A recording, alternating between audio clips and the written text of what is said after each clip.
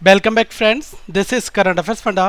दोस्तों, आज की इस वीडियो में हम मेंस के लिए बात करेंगे कि मेंस में हमें कौन कौन से टॉपिक के ऊपर फोकस करना है और जो लास्ट ईयर हमारा एग्ज़ाम हुआ था क्या वो टॉपिक हमें पढ़ने हैं या नहीं पढ़ने हैं, क्योंकि एग्ज़ाम्स आजकल डायनामिक हो चुके हैं और कम्प्लीटली हम बिलीव नहीं कर सकते कि हम इन चीज़ों के ऊपर जो आपका एग्ज़ाम में लास्ट ईयर आया था वही आपका इस साल भी पूछा जाए। तो लेकिन हमें फिर भी सारे टॉपिक्स को ऑलमोस्ट कवर नहीं कर सकते क्योंकि इतना सारा टाइम नहीं है, क्योंकि 4 जून को आपका एग्ज़ाम्स भी है। तो उसमें जो मोस्ट इंपॉर्टेंट टॉपिक है जो आप हाईली वेटेज भी हैं और आप उनको टाइम में फिनिश भी कर सकते हैं, उनके ऊपर मैं आज इस वीडियो में बात करूंगा और आपके बहुत सारे डाउट क्लियर करूंगा, जिसमें मैं वो टॉपिक की बात करूंगा जो आपको कवर करने हैं। टेस्ट सीरीज किस तरह से आपको देना है, सेक्शनल देना है या फिर ओवरऑल देना है, कैसे कैसे उसमें टाइम मैनेजमेंट करना है, असेसमेंट आपको अपने एग्ज़ाम का करना है साथ में, और रिवीजन करना है। ये 3 जो मेन फैक्टर होंगे जो आपके सिलेक्शन लेने में दोस्तों सबसे ज़्यादा इनकी सबसे बड़ी भूमिका रहेगी। फिर जो डिस्क्रिप्टिव का आपका प्रिपरेशन है, डिस्क्रिप्टिव का पेपर है, तो ये आपका ऑनलाइन टाइपिंग करना होगा और कुछ लोगों को तो कीबोर्ड पर उनकी स्पीड भी बिल्कुल नहीं होगी। तो मैं उनको बता दूं कि लगभग हमारे पास में जब 4 जून को आपका पेपर है तो आज की डेट से अगर आप मैनेज करते हैं तो लगभग आपके पास में 25+ डेज का टाइम है। तो अगर आप हर दिन दोस्तों 1 घंटे के लिए अगर आप टाइपिंग स्टार्ट रखते हैं तो 25 डेज में आपकी ठीक ठाक स्पीड भी आ जाएगी और आप डिस्क्रिप्टिव को टाइप कर लोगे। तो कुछ मैं आपको वेबसाइट सोर्सेज बताऊंगा जहां पर आप अपने आर्टिकल्स को सेव कर सकते हैं विद इन टाइम में, और ये भी पता लगेगा कि आपने जो उस प्रॉपर क्वेश्चन का सोल्यूशन लिखा है कितना टाइम लिया, कि आपने वो वर्ड उतनी देर में टाइप कर दिए या नहीं दिए। ये सारे सोर्सेज आज की इस वीडियो में मैं आपको बताऊंगा। सबसे पहले हम जान लेते हैं एग्जामिनेशन का पैटर्न। आपको पता है कि वहां पर कोई भी पेपर जो भी आपका एग्जाम में होगा उसके लिए इंडिविजुअल टाइम आपको दिया जाएगा, ओवरऑल टाइम नहीं होगा, ठीक है। तो 35 मिनट में आपको जनरल अवेयरनेस, इसमें बैंकिंग और इकोनॉमी, इसकी भी हम बात करेंगे डिटेल में कि क्या क्या इसमें हमें पढ़ना है। तो इसमें 40 क्वेश्चन होंगे, 40 मार्क्स के होंगे और 35 मिनट का आपको टाइम मिलेगा। रीजनिंग और कंप्यूटर आपका एक साथ पूछा जाएगा, जिसमें लास्ट ईयर कंप्यूटर का वेटेज बिल्कुल ना के बराबर था, तो ऑलमोस्ट रीजनिंग की ही प्रिपरेशन यहाँ पर हो जाती है। लेकिन फिर भी हमें कंप्यूटर के क्वेश्चंस करने हैं अगर हमारे एग्जाम्स में आ जाएंगे, क्योंकि इन्होंने मेंशन कर दिया रीजनिंग को कंप्यूटर के साथ में, तो आपको कंप्यूटर स्किप नहीं करना है। ओके, तो मैं कंप्यूटर के भी टॉपिक आपको ऑलमोस्ट बता चुका हूँ, यहाँ पर भी डिस्कशन करूंगा उनकी भी। तो ये आपका 45 क्वेश्चंस होंगे जिनका वेटेज बहुत ज़्यादा है और ये आपके सिलेक्शन लेने में सबसे बड़ी भूमिका यहाँ पर इसकी रहेगी। 60 मिनट में आपको ये वाला मॉड्यूल क्लियर करना होगा। डीआई की बात करें, डेटा एनालिसिस एंड इंटरप्रिटेशन, तो इसमें 35 क्वेश्चंस और आपके 60 नंबर के होंगे और साथ में आपको 45 मिनट का टाइम दिया जाएगा। तो आप सोच सकते हैं ये most toughest section of the examination होता है, लेकिन इस सेक्शन के साथ में लास्ट ईयर कुछ मिसलेनियस पोर्शंस भी आपका पूछा गया था, तो उसकी भी हम बात करेंगे और हम आपको ये भी बताएंगे कि आपको कौन कौन से टॉपिक मिसलेनियस में कर लेने हैं, क्योंकि अगर आपके एग्जाम्स में जो भी चीज़ आ जाए तो आपको इतना प्रिपेयर होकर जाना है कि आप अगर एग्जामिनेशन थोड़ा सा हटके भी आए तब भी आप वहाँ पर कुछ क्वेश्चन तैयार कर लें। ओके, तो टोटल जो है हर एक इंडिविजुअल आपको सेक्शन मिलेगा। एक चीज़ का और ध्यान रख लें कि जब आपका एग्जाम स्टार्ट होगा तो केवल एक ही विंडो एक्टिवेट होगी, जैसे जनरल अवेयरनेस की है वही। तो जब तक जनरल अवेयरनेस के आपके लिए 35 मिनट्स खत्म नहीं हो जाएंगे तब तक आप सेकंड सेक्शन पर मूव नहीं हो पाओगे। इसमें आप एक भी मिनट छोड़ भी नहीं सकते। 35 मिनट समाप्त, इसका मतलब आपका ये पेपर लॉक हो जाएगा। आपके रिस्पॉन्सेज सबमिट होने के बाद में फिर आप इस पर आकर कोई करेक्शन भी नहीं कर सकते। तो इस चीज़ का ध्यान रखना कि ये 35 मिनट्स आपके होंगे। अगर आप जब भी जनरल अवेयरनेस को सॉल्व करेंगे तो आपको देख कर करना है। ऐसा नहीं कि आप सोचें कि यार टाइम तो 3 घंटे का है तो अभी देख ले रहा हूँ बाद में आंसर चेंज कर लूँगा, नहीं कर सकते आप। जो पेपर लॉक तो लॉक हो जाएगा, ठीक है। इसका ध्यान रखना दोस्तों सबसे ज़्यादा। और नेगेटिव मार्किंग आपकी 1 मार्क्स पॉजिटिव के लिए 0.25 नेगेटिव होती है, 1/4, ठीक है। तो इस चीज़ का भी आपको ध्यान रखना होगा। अब आ जाते हैं कि डिस्क्रिप्टिव में आपको क्या क्या चीज़ें करनी होती हैं। ओके, अब सबसे बड़ी चीज़ दोस्तों, डिस्क्रिप्टिव जो आपका टेस्ट होगा ये कंप्लीटली ऑनलाइन टेस्ट होगा। 50 मार्क्स का ये पूरा होता है, 30 मिनट का टाइम दिया जाएगा। लेटर और ऐसे लिखने को आएगा। एक वीडियो मैंने इंडिविजुअल बनाया था जिसका लिंक डिस्क्रिप्शन बॉक्स में नीचे मैं दे दे रहा हूँ। उसमें मैंने केवल डिस्क्रिप्शन के टॉपिक लिखे हैं कि कौन कौन से टॉपिक के ऊपर आपको फोकस करना है, जरूरी टॉपिक कौन से हैं जिसको आपको खुद से एक बार देखना है। देखो, डिस्क्रिप्टिव आपकी ओवरऑल नॉलेज के ऊपर बेस्ड होगा कि आपकी जनरल अवेयरनेस एक तरह से कि अगर कोई इंटरनेशनल इशू चल रहा है या फिर कोई ऐसा एक कंटेजियस इन्फेक्शन है जो सोसाइटी में बहुत ज़्यादा इम्पैक्ट है उसका, या फिर कोई ऐसा मुद्दा छाया हुआ है, या फिर पॉलिटिकल इंटरवेंशन है, तो वो सारी चीज़ें अगर आपकी अच्छी हैं तो आप ऐसे में वहाँ पर पार्टिसिपेशन कर सकते हैं। ओके, ऐसे आपका कोई स्टोरी बेस्ड या फिर कुछ नहीं रहता है। इकोनॉमिक ऐसे पूछ लेता है कहीं पर, अब जैसे चाइना पाकिस्तान इकोनॉमिक कॉरिडोर है, सीपैक, तो हो सकता है सीपैक के ऊपर आपसे कुछ चीज़ें फैक्ट पूछ ले impact of CPEC over Indian economy, या सीपैक से पाकिस्तान को क्या फ़ायदा होने वाला है, या फिर सीपैक से भारत को क्या नुकसान है, भारत का डिस्प्यूट चाइना के साथ क्यों है, तो आपको कोरिलेट करके कुछ भी पूछ सकता है। या फिर जो इंटरनल इंडिया में कुछ डिस्प्यूट चल रहे हैं, सुप्रीम कोर्ट का वर्डिक्ट किसी के ऊपर आता है, तो वो सारे इश्यूज आप अगर जब न्यूज़पेपर पढ़ते हो तो वहाँ से आपको मिल जाएंगे। इसका कोई जनरलाइज वे नहीं है कि मैं एक पतली सी बुक को खत्म कर लूँ तो मेरा ये ऐसे वाला टॉपिक खत्म हो जाए, नहीं हो सकता। लेटर राइटिंग आपका हो सकता है, लेटर राइटिंग बिल्कुल लिमिटेड होता है, तो उसकी भी बात मैंने इस वीडियो में की है। तो आप डिस्क्रिप्शन बॉक्स में जो वीडियो का लिंक दिया है वो आप जरूर देख लें दोस्तों, और इस वीडियो को कंप्लीट देखें ताकि आपको एक आइडिया लग जाए। अब अगर मैं जनरल अवेयरनेस की बात करूं तो जनरल अवेयरनेस में मैं आपको काफ़ी डिटेल में चीज़ें बताऊंगा। अगर मैं बैंकिंग एंड इकोनॉमिक्स की बात करूं तो इसमें आपको क्या क्या चीज़ें पढ़नी है। देखो, आरबीआई की मॉनेटरी पॉलिसी से क्वेश्चन जरूर पूछा जाता है, आप इसको जरूर पढ़कर जाएं। लगभग 1 से 2 क्वेश्चन आपके यहाँ पर 2 मार्क्स के बन सकते हैं। बजट से क्वेश्चन बनेंगे तो बजट को आप जरूर रिवाइज कर लें, और जो आपकी गवर्नमेंट स्कीम्स हैं, ओके, जो गवर्नमेंट ने हाल ही में जनवरी से लेकर अभी तक की आपकी जितनी भी स्कीम है उन सबको रिवाइज कर लें, और उसमें देख लें कि क्या क्या फंड कितना है, किसको ये फ़ायदा देने वाली है, उस योजना का लाभ किसको मिलेगा, योजना की फुल फॉर्म क्या है। बहुत सारे फैक्ट यहाँ पर होते हैं, तो मैं कोशिश करूँगा कि आपको गवर्नमेंट स्कीम्स के बारे में बताऊँ। इन्फ्लेशन के ऊपर टॉपिक आपका पूछा जा सकता है, इन्फ्लेशन से क्वेश्चन पूछा जाता है, ओके, कितने टाइप का इन्फ्लेशन होता है, और भी हमने काफ़ी चीज़ें इसमें डिस्कशन किया है। तो आप ये चीज़ें क्या है कि आप गूगल पर भी सर्च करके देख सकते हैं। बाकी मैं अपकमिंग डेज में आपको कुछ पॉइंट्स ज़रूर दूंगा। अब अगर मैं जीडीपी और जीएनपी की बात करूं, नेशनल इनकम की बात करूं, तो ये आपका इकोनॉमिक्स का कोर पार्ट होता है, इसकी आप थ्योरी को पढ़कर जाएं। अगर आपके पास में ल्यूसेंट की जीके की बुक हो दोस्तों, तो ल्यूसेंट की जीके में ये वाले टॉपिक बहुत अच्छे से एक्सप्लेन किए हैं, वहाँ पर देख सकते हैं। ओके, वो बुक आप ये मत सोचना कि एसएससी की बुक है तो बैंक में क्यों रिकमेंड कर रहे हैं। मैं इकोनॉमिक्स के पोर्शन जो है वो स्ट्रेटेजी एक तरह से रहता है, तो उन चीज़ों को आप इस बुक से फॉलो कर सकते हैं। अब कुछ ऐसी फाइनेंशियल टर्म्स हैं और कुछ फाइनेंशियल इंस्टीट्यूशंस हैं, तो उनके बारे में भी आपको पता होना जरूरी है। पेमेंट बैंक के बारे में आपको पता होना जरूरी है, स्मॉल पेमेंट बैंक्स क्या हैं, ठीक है, तो ये चीज़ें आप पढ़ लें, क्या क्राइटेरियाज हैं, तो ये चीज़ें आपको मिलती रहेंगी। बाकी हम इनके ऊपर वीडियोज़ ज़रूर आपको देंगे। और टाइप्स ऑफ अकाउंट, कितने तरीके के अकाउंट होते हैं, कासा रफा, ये चीज़ें पढ़ लें। आरबीआई की हिस्ट्री क्या है, ये चीज़ें क्वेश्चंस आपके पूछे जा सकते हैं। अब अगर मैं करंट की बात करूं तो करंट, मेरा यही मानना है कि आप जनवरी ऑनवर्ड से करंट को तैयार रखें। और करंट में बहुत सारी चीज़ें हैं, जैसे कि न्यूली अपॉइंटमेंट जो है ये आपसे पूछ लिए जाते हैं, ओके, और समिट्स के वेन्यूज़, कौन सी इवेंट कहाँ पर हो रही है, तो ये चीज़ें आप ध्यान रखें। स्टैटिक जीके आपको पढ़ना है। स्टैटिक जीके में क्या है, बहुत सारी चीज़ आ जाती है। स्टेट्स के डांसेस हैं, स्टेट के सीएम हैं, या फिर स्टेट में कौन कौन से बायोडाइवर्सिटी पार्क हैं, या फिर वाइल्ड लाइफ सेंचुरीज हैं, टाइगर रिजर्व्स हैं, तो फ्लोरा फौना, इनके ऊपर क्वेश्चंस आपके पूछे जाते हैं, तो आप इनको पढ़ लें, ठीक है। और किसी स्पेसिफिक स्टेट में अगर कोई इवेंट कंडक्ट हुआ है तो उसके बारे में भी आपको डिटेल पढ़ना चाहिए, या फिर उसका इलेक्शन हुआ है तो उसके बारे में भी आपको चीज़ें पढ़नी चाहिए, ठीक है। इंपॉर्टेंट डेज एंड डेट आपको पढ़ना है। करंट मंथ में एग्जाम है, आप मान के चलें कि अप्रैल मई का और जून का आप पढ़कर जाएं, ओके, और बीच में भी रैंडम जो इंपॉर्टेंट डेट्स हैं उनको भी याद रखें।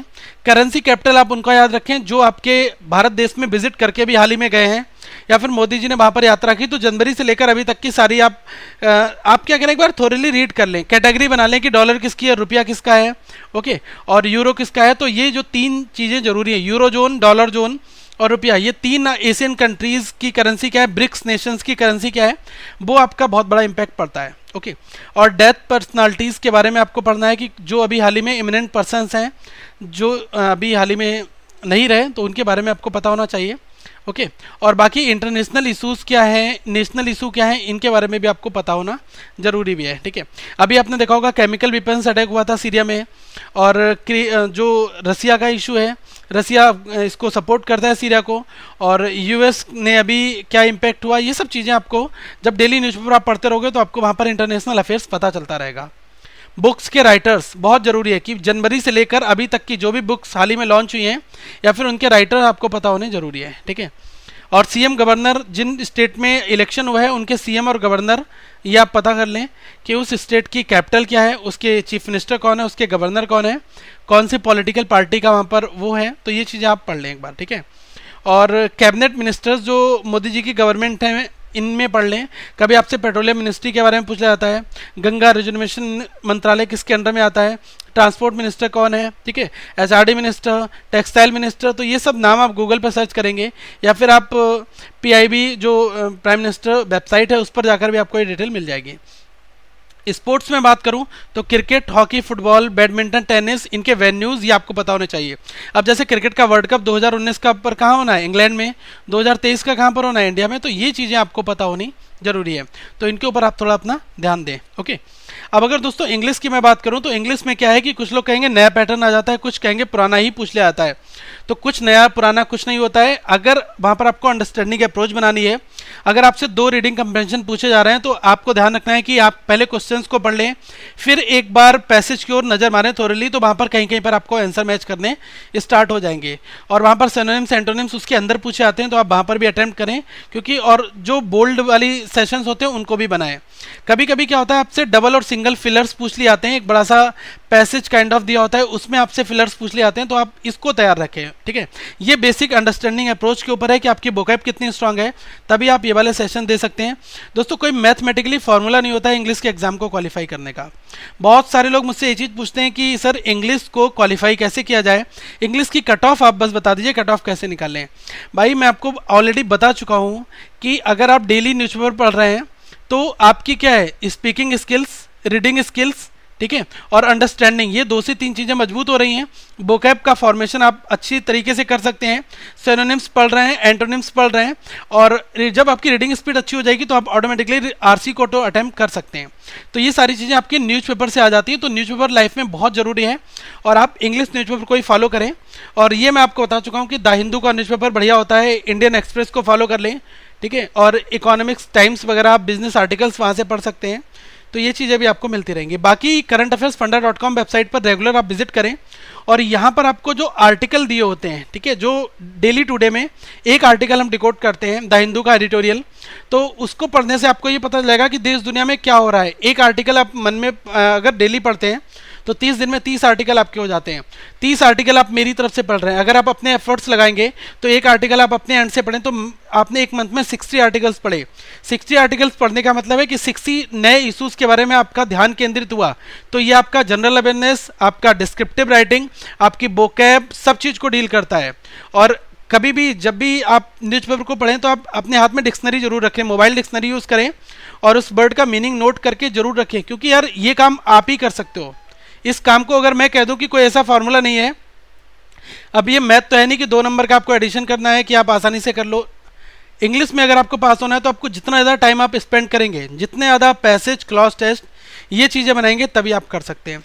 एक ये क्वेश्चन आपसे पूछा था कि बोल्ड में फ्रेज दिया है और उसमें आपको पता करना है, जैसे कि आपको 2-3 लाइनों का एक सेंटेंस लिखा दिखाए और उसमें एक लाइन बोल्ड लिख दी है और वो लाइन गलत है, रॉन्ग है, और 4 ऑप्शन 5 ऑप्शन आपके दिए हैं, और इसमें आपको सही वाली लाइन चूज करके करेक्ट आंसर चूज करना होता है। तो ये भी एरर का ही पार्ट होता है, तो आप इसके ऊपर थोड़ा ध्यान दें।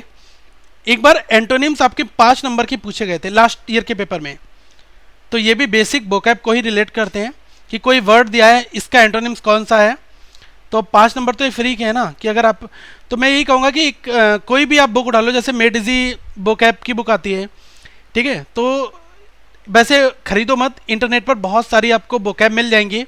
आप ये ध्यान रखो कि A to Z वाली जो वोकैब है, तो आप पर डे क्या करो कि लगभग 10 वोकैब को नोट करो, 10 वोकैब नोट करो, 30 दिन में 300 वोकैब आपको याद हो गई, और इनके लगभग 2 से 3 अगर आप सिनोनिम्स याद करो तो आपको 900 वर्ड जो हैं एक मंथ में याद हो गए। दोस्तों अगर आप साल भर तैयारी करते रहोगे तो 10,000 वर्ड के आसपास में आप तैयारी कर लोगे। ये मैं नहीं कर रहा हूँ, ये आप खुद से कर सकते हो, लेकिन फिगर्स आपको दिख रहे होंगे कि 10,000 वर्ड से क्या होगा। यार अभी आज की डेट में आपको 1 वर्ड आता है, 2 वर्ड आते हैं, जब आप 10,000 वर्ड सीख लोगे तो जब आपको कभी नया वर्ड मिलेगा ना, तो आप अपने आप को इम्प्रूव करने की कोशिश करोगे। आप कहोगे यार ये वर्ड मुझे नहीं आता, मेरी ये इंसाइक्लोपीडिया या मेरी वोकैब या फिर मेरी इंडेक्स में ये वाला वर्ड नहीं है, तो मैं क्या करूँ, इस वर्ड को याद कर लूँ, इसको नोट कर लूँ, तो आपके 10,000 वन वर्ड हो जाएंगे। तो मैं यही कह रहा हूँ कि जब आप चीज़ों को सीखना स्टार्ट करते हो, जब आपको नए चैलेंजेस मिलेंगे तो आप फिर उनको एक्सेप्ट करना स्टार्ट करोगे। अभी क्या है कि आपको लगता है कि इंग्लिश से डर लगता है, फिर जब आप इंग्लिश के पीछे पड़ जाओगे, जब आपको चीज़ें मिलेंगी, तो दोस्तों ये चीज़ें आपको समझ में आ जाएंगी। जब आपके पास एग्जाम्स पास आ जाता है तब आप इंग्लिश को पढ़ते हो। आप 6 महीने का टारगेट बना के चलो। IBPS PO का एग्जाम अक्टूबर नवंबर में होता है, तो आप ये मान के चलो कि आज मई चल रहा है, मुझे IBPS PO तक इंग्लिश में रोज क्लॉज टेस्ट, पैराजम्बल्स ये सॉल्व करने हैं, तो मैं वहाँ पर एक बढ़िया आउटपुट दे सकता हूँ। तो करना आपको ही है। और बाकी ये 2 टॉपिक क्लॉज टेस्ट और पैराजम्बल्स अगर आपके एग्जाम्स में आ जाते हैं तो आप इनको जरूर अटेम्प्ट करें, ये आपके हाईली स्कोरिंग रहते हैं। बुक्स मैं आपको ऑलरेडी बता चुका हूँ, अगर आपके पास में इंग्लिश ग्रामर कंपोजिशन बुक है तो वहाँ से भी आप बनाएं। और इंग्लिश की BSc पब्लिकेशन की बहुत सारी बुक्स आती हैं, आप किसी भी बुक को फॉलो कर सकते हैं, वहाँ से कंटेंट ये देख सकते हैं। ओके। और क्वांट के लिए दोस्तों सीधी सीधी बात है, क्वांट के लिए केवल आपको DI पर ज़्यादा फोकस करना होगा। DI में क्या है, line chart, pie chart, table DI, missing DI और ग्राफ DI, इनके क्वेश्चन बना लो और मिक्स वाले क्वेश्चंस बनाओ। मिक्स का मतलब जिसमें एक टेबल बनी हो, एक पाई चार्ट बना हो, एक बार ग्राफ बना हुआ है और एक साथ में लाइन ग्राफ दिया हुआ है, इनकम एक्सपेंडिचर, ऐसे क्वेश्चंस ढूंढो और इनको सॉल्व करो, इन पर थोड़ा टाइम दो, तभी आपका कुछ हो सकता है। और बाकी केसलेट का भी ध्यान रखना है। केसलेट के ऊपर मैं आपको लगभग 5 DI केसलेट की दूंगा एग्जाम से पहले, तो ये 5 नए क्वेश्चंस होंगे जिसमें मैं आपको अप्रोच बताऊंगा कि कैसे आपको परसेंटेज का यूज़ करना है, क्या करना है। ओके, बाकी ये वीडियोज़ मैं आपको जरूर प्रोवाइड कराऊंगा। ओके, तो आप इस चैनल पर बने रहें और चैनल को सब्सक्राइब जरूर करें। डेटा सफिशिएंसी के क्वेश्चंस भी कभी कभी पूछ ले आते हैं।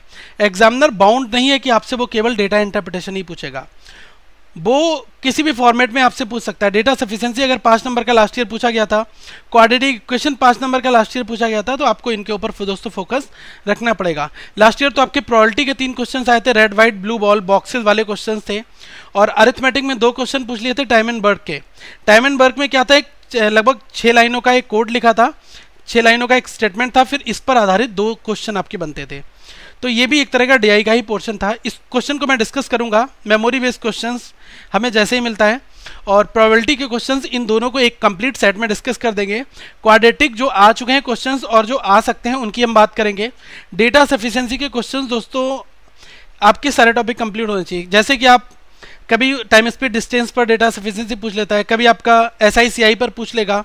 ओके, तो ये आपके बेसिक्स सब क्लियर हैं, मिसलेनियस वाला पोर्शन, तभी आप इस डेटा सफिशिएंसी को बना सकते हैं। ओके, तो आप आज से ये ध्यान रख लें कि आप 1-2 DI रोज बनाएं और 30 दिनों तक लगभग आप 50-60 DI बना लेंगे, तो आपको वहाँ पर पॉजिटिव नज़र जरूर आएगा। कोई भी ऐसी चीज़ नहीं आएगी जो आपको नुकसान देगी, आपके मार्क्स कट जाएंगे या फिर आप कुछ भूल जाएंगे। जितनी चीज़ें मैं आपको बताता हूँ इससे आपका भलाई होने वाला है, किसी भी तरीके से कोई गलत इम्पैक्ट नहीं पड़ना। ओके, तो प्रैक्टिस जरूर करो, जितनी ज़्यादा प्रैक्टिस करोगे उतने अच्छे अटैम्प्ट्स आपके बनेंगे एग्जाम्स में, क्योंकि क्वेश्चंस फैमिलियर होगा एग्जाम के मुताबिक, तो वहाँ पर आप अच्छा स्कोर बना सकते हैं।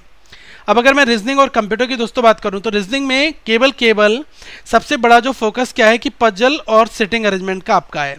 तो भैया पजल और सिटिंग अरेंजमेंट के ऊपर क्या है कि बॉक्स टाइप वाली पजल इंटरनेट पर मिल जाएंगे, आप इनको बनाओ। डेज वाइज पजल बनाओ, कैटेगरी वाइज पजल बनाओ, फ्लोर वाइज पजल बनाओ, स्क्वायर टेबल के सिटिंग अरेंजमेंट को सॉल्व करो, लीनियर बनाओ 2 से 3 वेरिएबल्स वाले। तो जितने ज़्यादा क्वेश्चन आपको जो टफ लग रहा है वही क्वेश्चन आपका एग्जाम्स में पूछा जाएगा। ये मान के चलो, जब आप सिटिंग अरेंजमेंट या पजल को सॉल्व करते हो, आप लोग कहते हो कि सर पजल बताइए। देखिए, जब मैं आपको पजल एक्सप्लेन एग्जाम में करके बताऊंगा यहाँ पर, तो आप कहते हो 20 मिनट 25 मिनट्स लगता है, तो कैसे हम एग्जाम्स में कम टाइम में करें। भाई एग्जाम में कम टाइम में क्या है कि आप स्टेप्स को खाओ, रफली करो।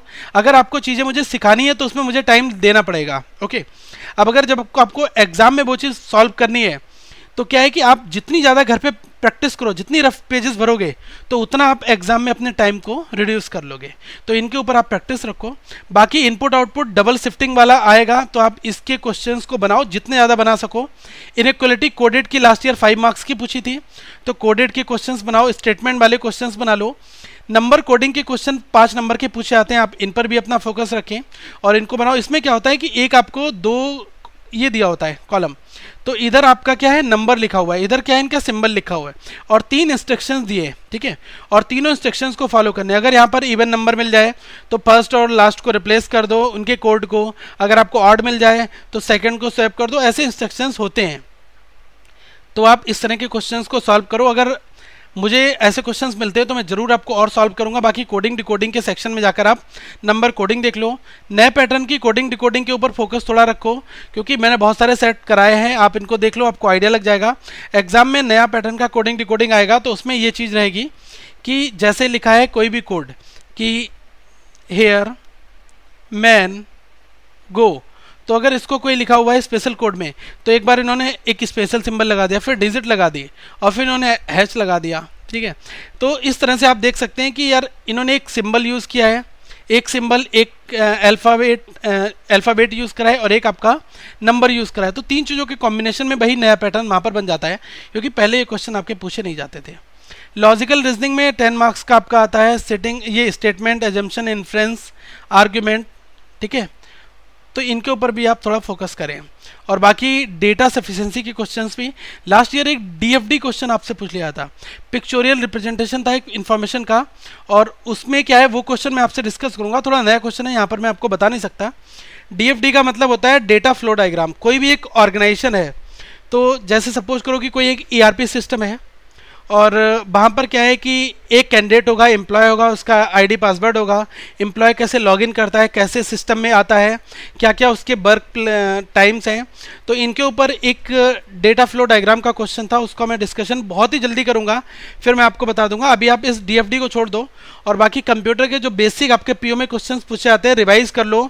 इनपुट आउटपुट ओएस के कभी क्वेश्चन पूछ ले, लास्ट ईयर नहीं पूछा था लेकिन इस बार अगर पूछ ले तो आप बना तो लो। आप ये तो नहीं कह सकते कि लास्ट ईयर नहीं पूछा इस बार भी नहीं पूछा, उनका प्रोटोकॉल है, ऐसा कुछ नहीं है। वो बाउंड नहीं है आपसे कि ये नहीं पूछेंगे वो नहीं पूछेंगे, वो कुछ भी पूछ सकते हैं, ओके। अब बाकी दोस्तों डिस्क्रिप्टिव के लिए लास्ट ईयर मैं आपको बता चुका हूँ कि एक लेटर आपको लिखने आया था कि आपको अपने पेरेंट्स को बताना है अपनी जॉब और नई लाइफ के बारे में जो अपने सिटी में अपॉइंट हुए हो। तो ये आपकी सक्सेस है, तो आप पेरेंट्स के साथ शेयर करेंगे, इसमें लेटर लिखना था।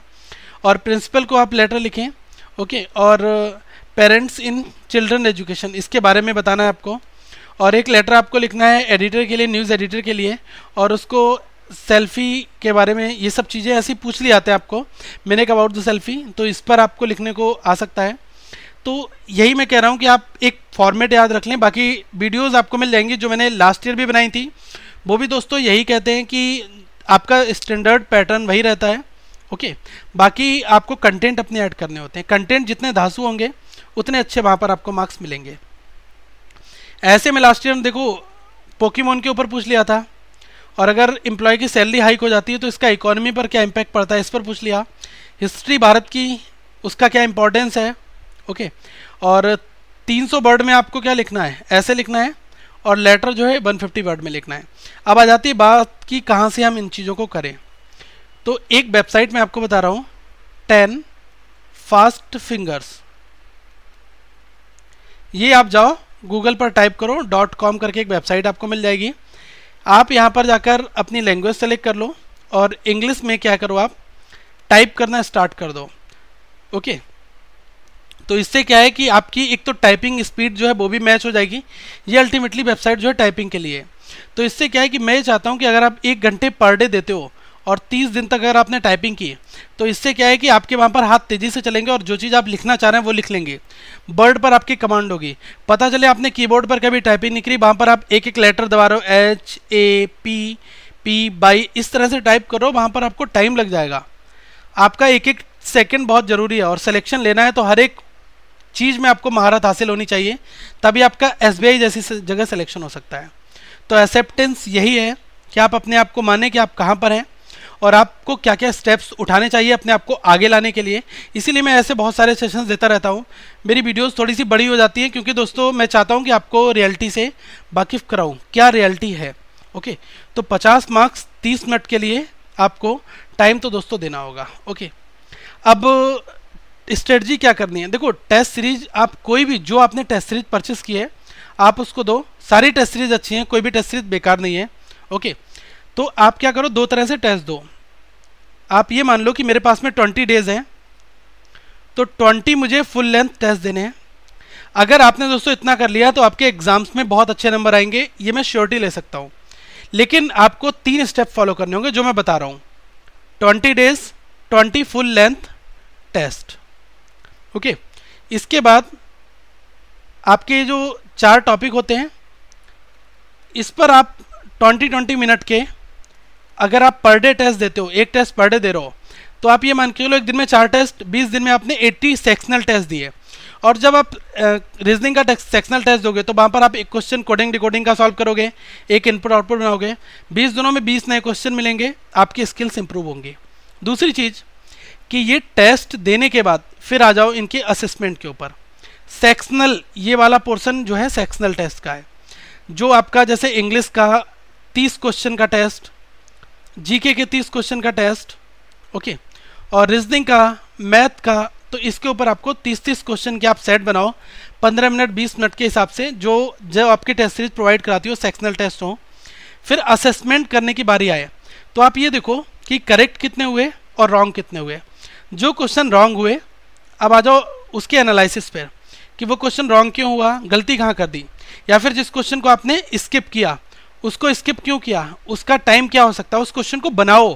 पूरा दिन अगर लग जाता है एनालिसिस करने में कोई प्रॉब्लम नहीं यार, एग्जाम से पहले तो कम से कम पक्के हो जाओगे। वहाँ पर जो फाइनल क्वेश्चंस बनाओगे तो वहाँ तो आपको ये चीज़ें समझ में आएंगी।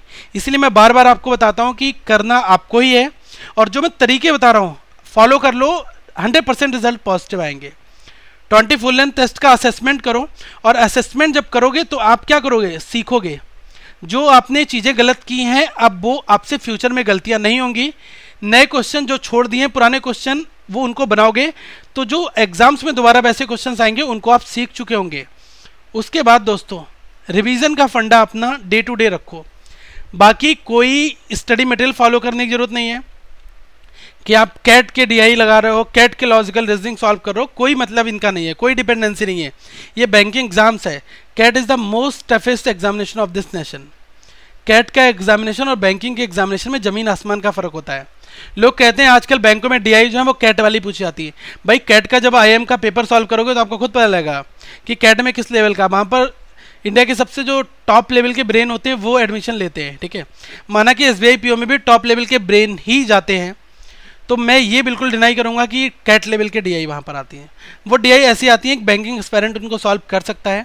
लेवल दिन ब दिन इम्प्रूव उनका हो रहा है, लेवल अच्छा हो रहा है। तो जब आप अपना लेवल बढ़ाओगे तभी एक तरह से आप एग्जाम के लेवल को अचीव कर पाओगे, ठीक है। तो इन 3 चीज़ों के ऊपर ध्यान रखो। पेपर दो, उसका एनालिसिस करो, टॉपिक का रिवीजन करो, सब कुछ अच्छा हो जाएगा, ठीक है।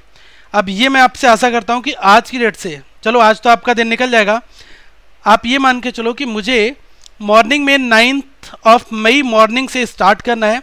मॉर्निंग के सेशन में मैं टेस्ट दूंगा। देखो दोस्तों, टेस्ट देने का सबसे अच्छा तरीका क्या है कि 7 बजे आप उठ जाओ और 7 से 9 या 7 से 10 तक आप अपना टेस्ट दो, जैसा भी आपका टाइम बैठता है।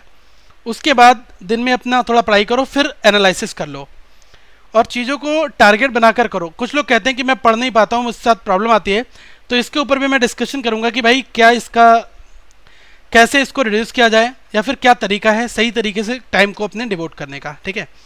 तो वो वीडियो टाइम टेबल वाली बहुत जल्दी आप तक आने वाली है, उस पर मैंने काम कर लिया है और बहुत ही जल्दी आपको हमारे वीडियो के डिस्क्रिप्शन बॉक्स में मिल जाएगी, ओके।